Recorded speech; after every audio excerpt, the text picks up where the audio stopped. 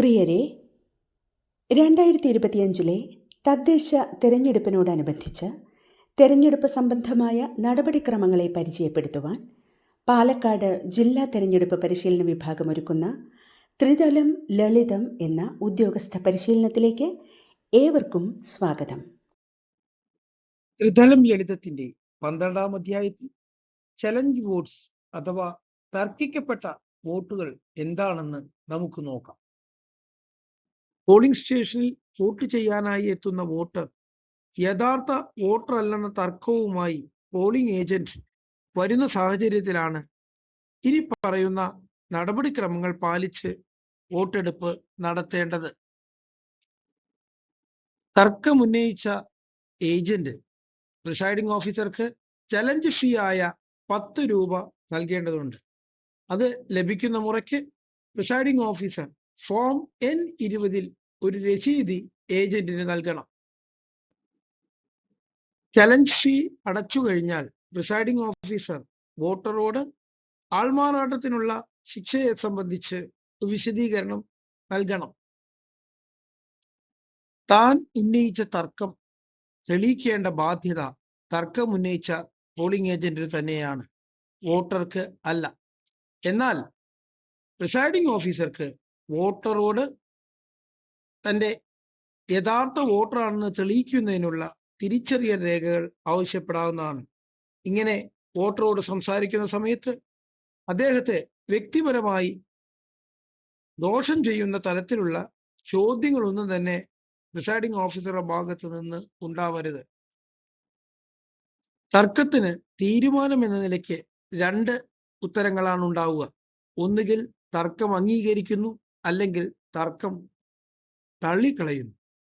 തർക്കം തള്ളിക്കളയുകയാണെങ്കിൽ ഏജന്റിന് അടച്ച ചലഞ്ച് ഫീ തിരികെ കൊടുക്കുകയില്ല. കൗണ്ടർ ഫോയിൽ അത് രേഖപ്പെടുത്തി വോട്ടറെ നടപടിക്രമങ്ങൾ അനുസരിച്ച് വോട്ട് ചെയ്യുവാൻ അനുവദിക്കും.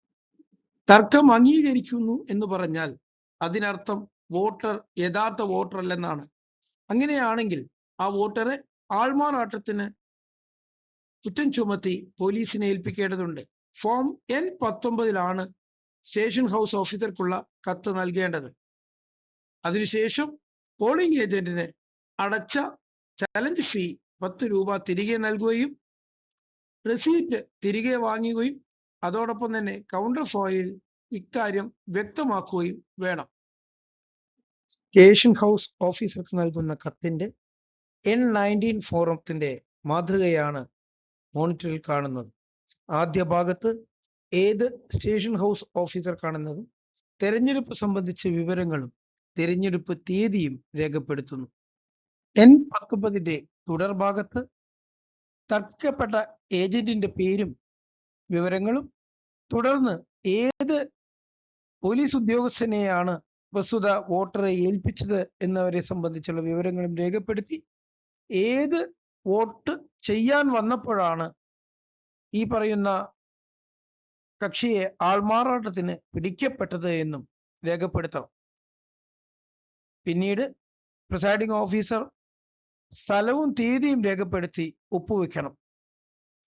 ഫോം N20 ചലഞ്ച് ഫീക്കുള്ള രസീതി നൽകേണ്ടത്. അതിന് 2 ഭാഗങ്ങളുണ്ട്, ഓഫീസ് കോപ്പിയും റെമിറ്റേഴ്സ് കോപ്പിയും. ഓഫീസ് കോപ്പിയിൽ 3 ഭാഗങ്ങളുണ്ട്.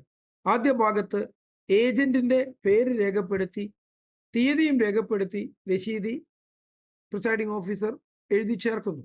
2ാം ഭാഗം ചലഞ്ച് ഫീ ഫോർഫീറ്റ് ചെയ്യുമ്പോഴാണ് പൂരിപ്പിക്കേണ്ടത്. ഫോർഫീറ്റ് ചെയ്യുന്ന വേളയിൽ പ്രിസൈഡിംഗ് ഓഫീസർ ഒപ്പുവെച്ച് പൂർത്തിയാക്കുന്നു.